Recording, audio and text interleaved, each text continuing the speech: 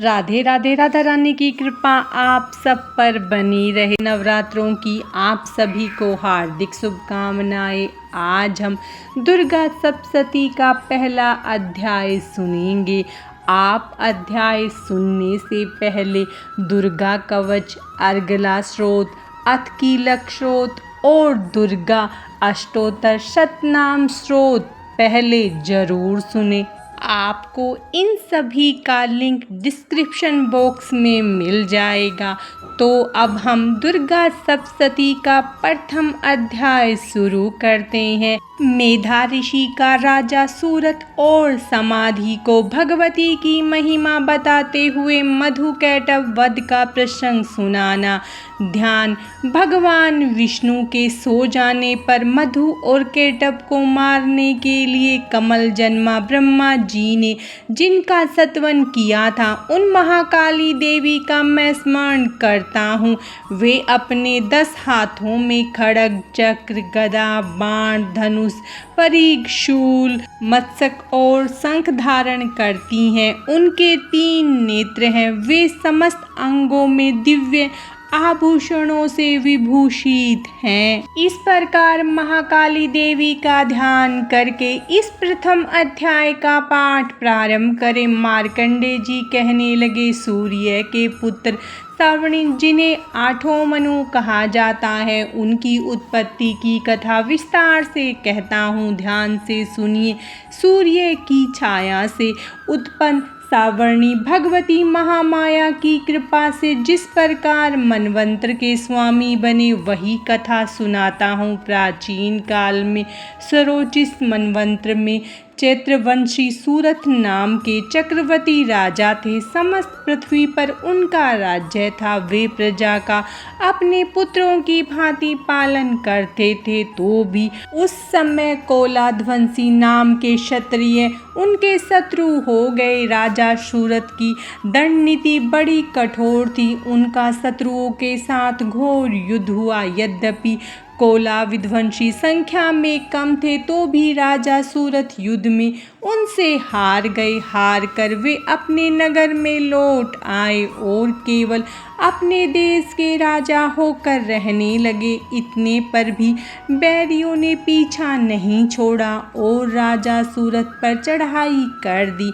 उधर राजा के दुष्ट मंत्रियों ने राजकीय सेना और खजाने को हथिया लिया। तब सब तरफ से हारे हुए राजा सूरत शिकार खेलने के बहाने घोड़े पर सवार हो वहां से अकेले ही घने वन में चले गए। वहां उन्होंने मेधा मुनि का सुंदर आश्रम देखा, जहां कितने ही हिंसक जीव हिंसावृत्ति छोड़कर शांत भाव से रहते थे। उन्हीं के बहुत से शिष्य उस वन की शोभा बढ़ा रहे थे। वहां जाने पर मुनि ने उनका सत्कार किया और वे उन मुनि श्रेष्ठ के आश्रम पर इधर उधर विचरते हुए कुछ समय तक रहे, परंतु कुछ दिनों बाद फिर उन्हें राज्य तथा प्रजा की चिंता सताने लगी। वे सोचने लगे, पूर्व काल में मेरे पूर्वजों ने जिस राज्य को भली भांति चलाया और प्रजा का पालन किया था, वही मेरे हाथ से निकल गया। पता नहीं मेरे दुराचारी मंत्रीगण धर्म नीति से राज्य चला रहे होंगे या नहीं।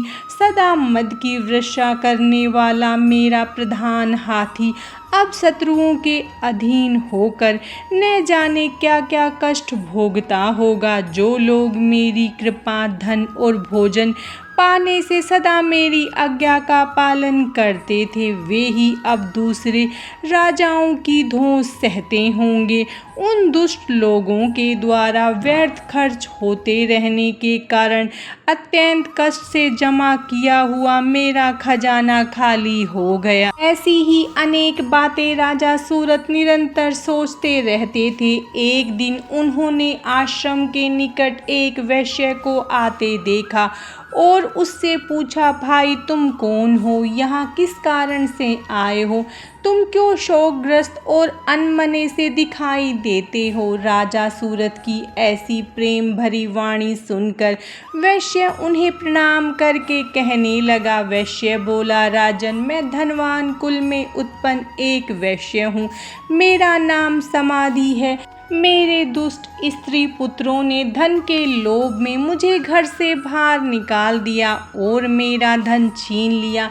मैं इस समय धन, स्त्री और पुत्रों से वंचित हूँ। मैं अकेला दुखी होकर वन में चला आया। यहाँ रहने के कारण मेरे पुत्र, स्त्री और स्वजन आज किस हाल में है मुझे पता नहीं। इस समय घर में वे कुशल रहते हैं अथवा उन्हें कोई कष्ट है। वे मेरे पुत्र कैसे हैं, क्या वे सदाचारी हैं अथवा दुराचारी हो गए। राजा ने पूछा, जिन स्त्री पुत्र आदि ने तुम्हारा धन संपत्ति छीन कर तुम्हें घर से निकाल दिया, उनके प्रति तुम्हारे चित्त में इतना स्नेह का बंधन क्यों है। वैश्य बोला, आप मेरे विषय में जैसी बातें कहते हैं वह वास्तव में ठीक है, किंतु क्या करूं, मेरा मन निष्ठुर नहीं हो पाता। जिन पुत्र आदि ने धन के लोभ में पड़कर मुझे घर से निकाल दिया है, उन्हीं के प्रति मेरे हृदय में इतनी ममता है। महामते, गुणहीन बंधुओं के प्रति मुझ में इतनी आसक्ति क्यों है, इस बात को मैं जानकर भी नहीं जान पाता। उनके लिए मैं लंबी सांसें ले रहा हूँ और मेरा हृदय दुखी हो रहा है।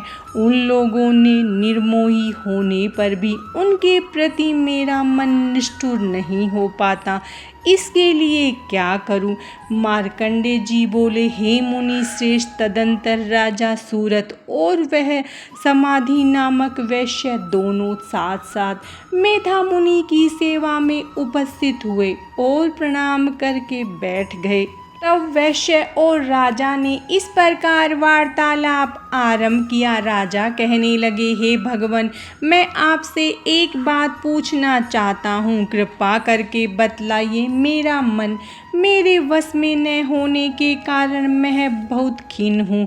जो राज्य मेरे हाथ से चला गया उसमें मेरी ममता बनी हुई है। मुनि श्रेष्ठ, यह जानते हुए भी कि अब मेरा नहीं है, अज्ञानी की भांति मेरा उसमें मोह बढ़ता जा रहा है।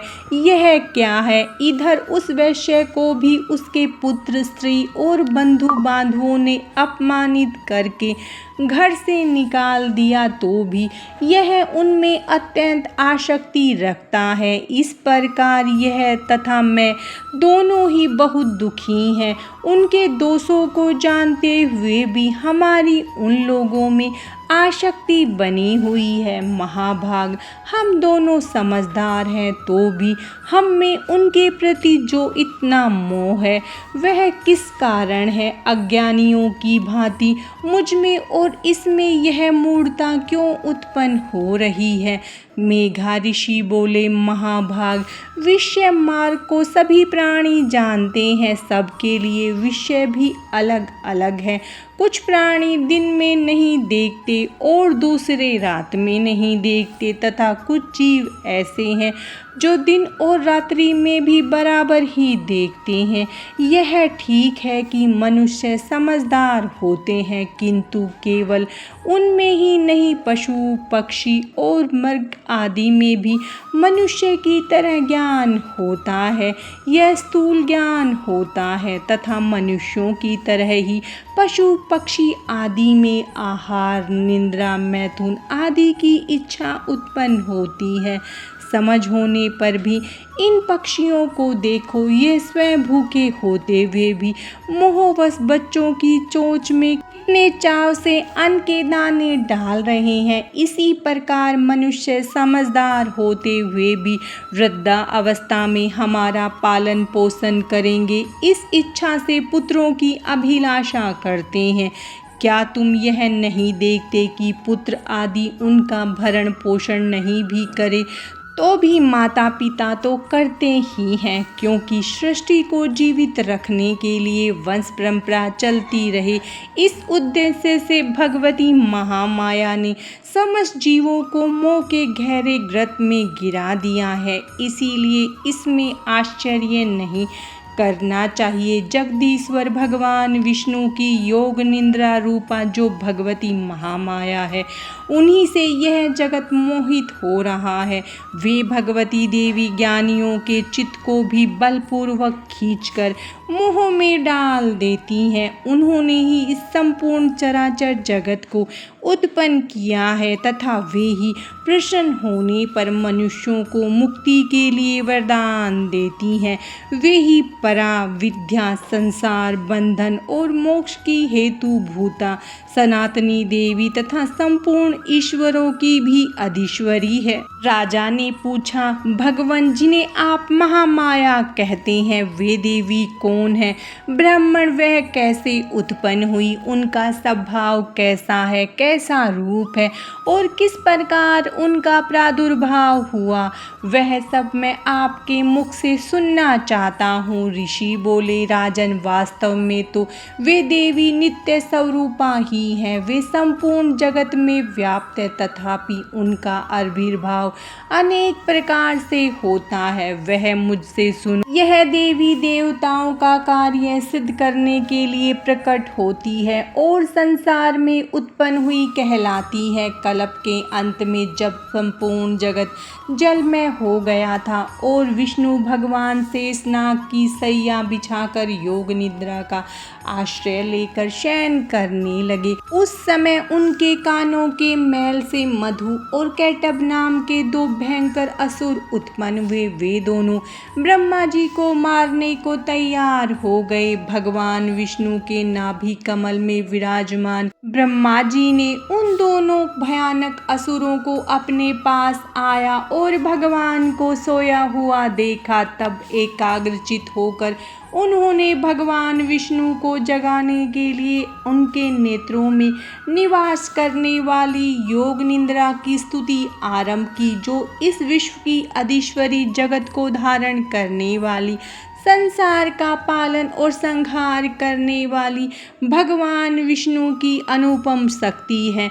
उन्हीं भगवती निद्रा देवी की भगवान ब्रह्मा स्तुति करने लगे। ब्रह्मा जी बोले, देवी तुम ही स्वाहा, देवताओं का पालन करने वाली तुम ही स्वधा, पितृगण का पोषण करने वाली, स्वर भी तुम्हारे ही स्वरूप है। तुम ही जीवनदायिनी सुधा हो, नित्य अक्षर प्रणव में अकार उकार मकार उन तीनों मात्राओं के रूप में तुम ही स्थित हो तथा बिंदु रूप नित्य अध्र मात्र भी तुम ही हो। देवी तुम ही संध्या, सावित्री तथा संसार की जननी हो।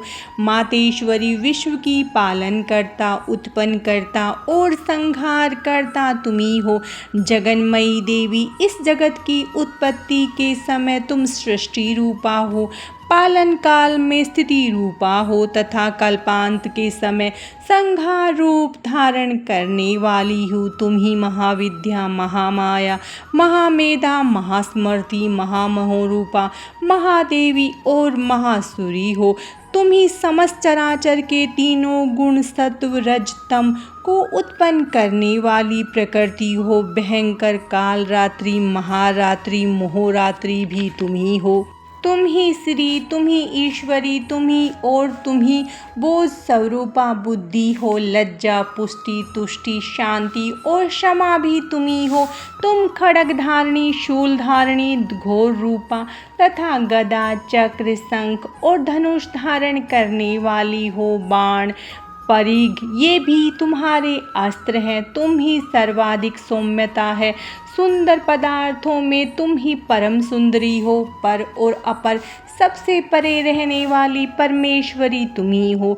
सर्वरूपे देवी, कहीं भी सत असत रूप जो कुछ वस्तुएं हैं और उन सब की जो शक्ति है वह तुम ही हो। ऐसी अवस्था में तुम्हारी स्तुति क्या हो सकती है, जो इस जगत की सृष्टि, पालन और संहार करते हैं। उन भगवान को भी जब तुमने निद्रा के अधीन कर दिया है, तब तुम्हारी स्तुति करने में यहाँ कौन समर्थ हो सकता है। तुमको, भगवान शंकर को तथा भगवान विष्णु को भी तुमने ही शरीर धारण कराया है, अतः तुम्हारी स्तुति करने की शक्ति किसमें है। देवी, तुम तो अपने उन उदार प्रभावों से स्वयं ही प्रशंसित हो। इन दोनों दुष्ट असुर मधु कैटव को मोह में डाल दो और जगदीश्वर भगवान विष्णु को शीघ्र जगा दो। साथ ही इन दोनों महान असुरों को मार डालने की बुद्धि भगवान विष्णु में उत्पन्न कर दो। ऋषि बोले, राजन, जब ब्रह्मा जी ने वहाँ मधु और कैटव को मारने के उद्देश्य से भगवान विष्णु को जगाने के लिए तमोगुण की अधिष्ठात्री देवी योग निद्रा की इस प्रकार स्तुति की, तब भगवान के नेत्र, मुख, नासिका, बाहु, हृदय, वक्षस्थल से निकलकर अव्यक्त जन्मा योग निद्रा ब्रह्मा जी के सामने खड़ी हो गई और योग निद्रा से युक्त होने पर भगवान जनार्दन जाग उठे। फिर उन्होंने दुरात्मा मधु और कैटव असुरों को देखा तो क्रोध से लाल आंखें किए ब्रह्मा जी को खा जाने का प्रयत्न कर रहे थे। तब भगवान श्री हरि ने शेष शैया से उठकर उन दोनों के साथ 5000 वर्ष तक बाहु युद्ध किया। वे दोनों भी अत्यंत बल के कारण उन्मत्त हो रहे थे। इधर महामाया ने भी उन्हें मोहित कर रखा था, इसीलिए वे भगवान विष्णु से कहने लगे, हम तुम्हारी वीरता से बहुत प्रसन्न हैं, तुम हम लोगों से जो चाहो वर मांग लो। भगवान विष्णु ने कहा, यदि तुम दोनों मुझ पर प्रसन्न हो और वर देना चाहते हो तो बस दोनों मेरे हाथों से मौत स्वीकार कर लो। बस इतना सा ही मैंने वर मांगा है, मुझे और कोई वस्तु नहीं मांगनी। ऋषि बोले, भगवान विष्णु की यह बात सुनकर दोनों असुर महान आश्चर्य में पड़ गए। वे वापस कहने लगे, हम ठग गए हैं। तब उन्होंने चारों ओर दृष्टि दौड़ाई तो उन्होंने संपूर्ण जगत में जल ही जल देखा, कहीं प्रकृति भूमि नहीं दिखाई दे रही थी। तो उन्होंने अपने बचाव की एक युक्ति सूझी। वे कहने लगे, हे विष्णु, हम तुम्हें इस शर्त के साथ वर देते हैं कि तुम हमारा वध ऐसे स्थान पर ही करोगे जहाँ पृथ्वी जल में डूबी हुई न हो, जहाँ सूखा स्थान हो। ऋषि कहने लगे, तब तथास्तु कहकर शंख, चक्र और गदा धारण करने वाले भगवान विष्णु ने अपनी जांघें फैलाकर इतनी विशाल कर ली कि जल पर ही भूमि दिखाई देने लगी। तब उन्होंने मधु कैटव को बुलाकर कहा, तुम्हारी इच्छा अनुसार यह सूक्ष्म स्थान अब वध के लिए अपने सिर दे दो। तब वे असुर भगवान की जांघों पर आकर लेट गए और भगवान ने सुदर्शन चक्र से उनकी गर्दनें काट दी। इस प्रकार ये देवी महामाया ब्रह्मा जी की स्तुति करने पर स्वयं प्रकट हुई थी। अब उनके प्रभाव का वर्णन करता हूँ, ध्यान से सुनो। मधु कैटव वध नामक पहला अध्याय पूरा हुआ। माता रानी की कृपा आप सब पर सदा बनी रहे। जय माता दी। राधे राधे।